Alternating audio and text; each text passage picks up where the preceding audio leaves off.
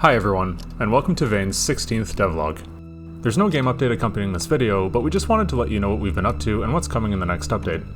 If you haven't yet wishlisted the game, please do so via the link in the description, as it helps with our visibility on Steam at no cost to you. Let's jump into it.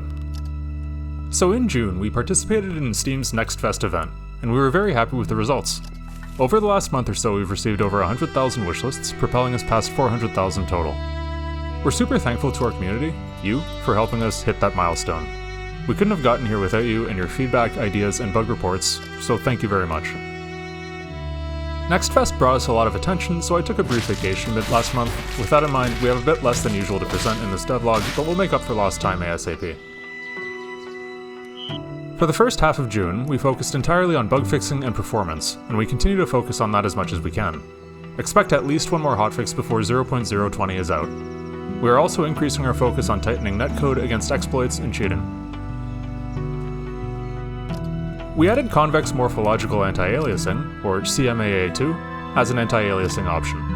It's better quality than FXAA, or just keeping anti-aliasing off, but without the drawbacks of temporal anti-aliasing. If you have strong feelings about temporal anti-aliasing, you can use this, but if you don't know what any of this means, it's just another quality preset for anti-aliasing. We've been doing more work as usual on the early access map. We've improved distant rendering of mountains and are working on distant rendering of trees and foliage.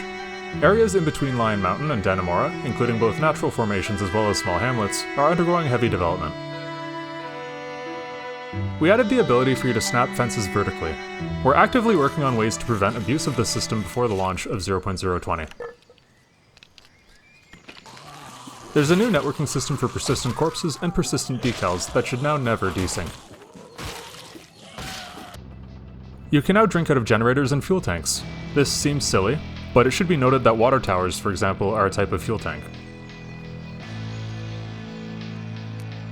We've added a bunch of smaller stuff that doesn't need much mention.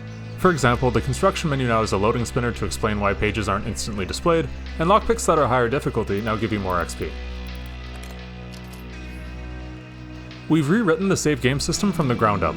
Our new system not only makes loading save games faster, but also results in save game file sizes that are half as large as the existing system.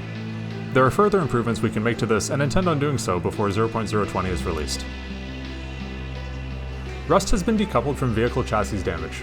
We were surprised at how many complaints we had about this, as it was only ever meant to be an indicator of vehicle body damage. Either way, it was a placeholder. Rust is now a separate system on vehicles. In rain or otherwise damp conditions, vehicles will rust over time. Vehicles will need to be sanded using steel wool, then treated and repainted. In place of rust, some vehicles now have crumple effects to indicate chassis damage. Not all vehicles have this, as we're limited by the art we have on hand. XP from crafting is now given to you regardless of if you have the crafting window open or not, as long as you're in the range of the utility cabinet. We added huntable rabbits and boars with the upcoming update. We added some wiring target hints. When wiring up things, icons will now display where they are able to be plugged into. Currently it just displays the expected source type, but we'll probably expand this to make generators have different icons than, for example, electrical outlets. We've been working on some character appearance changes in character creation. Skin tones now have icons for faster selection, and we've added something we're calling base faces. These are a combination of skin tones and underlying face shapes that can be worked off of as a base, instead of our default Vane person. You aren't bound to the skin tone selected by one of the presets, and are still free to change face parameters as normal. We plan on adding a variety of these, so stay tuned. We've made sinks movable and wireable. Many people would haul washing machines to drink out of when building a remote base, and this is obviously silly, so we fixed up sinks so they can be reused when moved.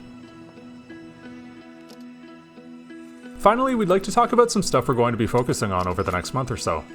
These may or may not make it into the next update, but we'll try our best. We want to add some server browser improvements to indicate some things like an MOTD and server settings, as well as favoriting servers. We're going to be doing some performance improvement work over the next few weeks to try and reduce the VRAM and RAM used by the game. Currently the game uses 10 GB of RAM by default, but we have a few ideas to cut this down. We're adding a few more crafting systems into the game soon. These include tanning racks, which convert animal parts into cloth types, ore crushers, which transform mined ore into powder for use in crafting recipes, sewing benches, which allow you to craft clothes and armor, and reloading benches, which allow you to use spent bullet casings and explosives to craft ammunition. There are plenty more of these that we have in the works, but this is all heavily work in progress. We've noticed some server hosts have been writing some software to analyze game logs and track events.